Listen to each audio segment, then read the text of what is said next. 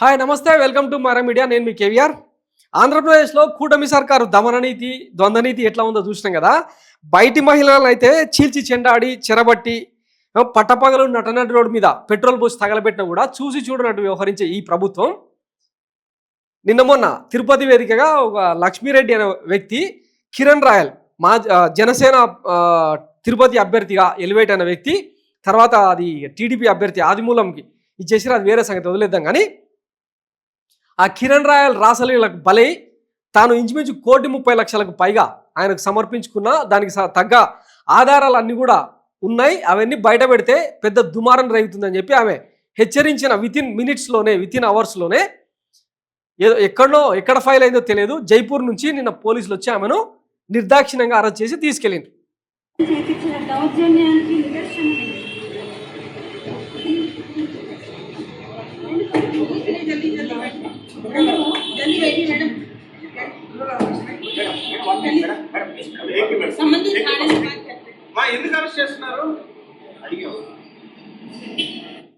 విన్నారు కదా, ఇది కూటమి నీతి అన్నమాట. మాట్లాడుకుందాం ఇంకా.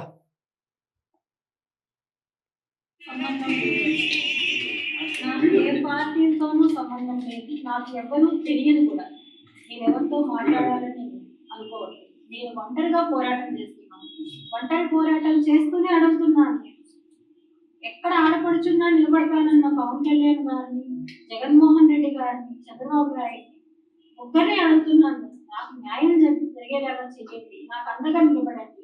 నేను ఒంటరి మహిళలు, 2 బిడ్డలు పెట్టుకోనున్నాను. నాకు ఎప్పుడు ఏం జరుగుతుందో తెలియదు. అక్కడ ఎవరిని పంపించి నన్ను చంపిస్తాడో నాకు తెలియదు. నేను చనిపోయినా కూడా, నన్ను అతను చంపేసినా కూడా నా బిడ్డలకి న్యాయం. విన్నారు కదా, ఇది ఒక ఆడబిడ్డ గోడు. దీనికి న్యాయం చేయాల్సింది పోయి సరే నిజాలు ఆ నిజ నిర్ధారణ సంగతి పక్కన పెడితే, ఒక వ్యక్తి అంటే తన మానం ప్రాణం అన్నింటినీ ఏమంటారు పక్కన పెట్టి ఒక వ్యక్తి మీద పోరాటం చేస్తూ ఉంటే అసలు ఏంటో విషయాన్ని కనుక్కోకుండా ఈమె మీద ఇట్లా వేటేయడం ఎంతవరకు కరెక్ట్?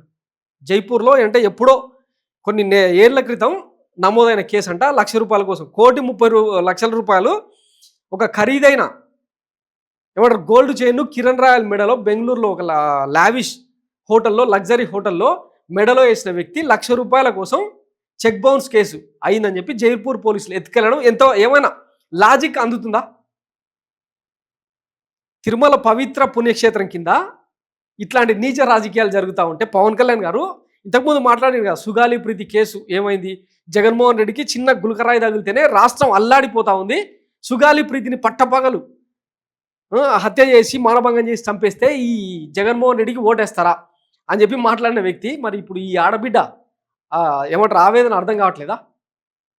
గతంలో ఆయనే చెప్పింది కదా, 33,000 మంది మహిళల్ని ఈ వాలంటీర్ వ్యవస్థను అడ్డం పెట్టుకొని దేశం దాటిచ్చేసారు, సెంట్రల్ ఇంటెలిజెన్స్ నుంచి తనకు సమాచారం ఉందని. ఇప్పుడు సాక్షాత్తు ఒక మహిళ ప్రెస్ ముందుకు వచ్చి నీ పార్టీ వ్యక్తి నాకు అన్యాయం చేసిండు, కాపాడు మహాప్రభు అని చెప్పి నీ పేరు అంటే పవన్ కళ్యాణ్ పేరు చెప్పి మరి అర్థిస్తే ఈమెకు దక్కిన న్యాయం ఇదా?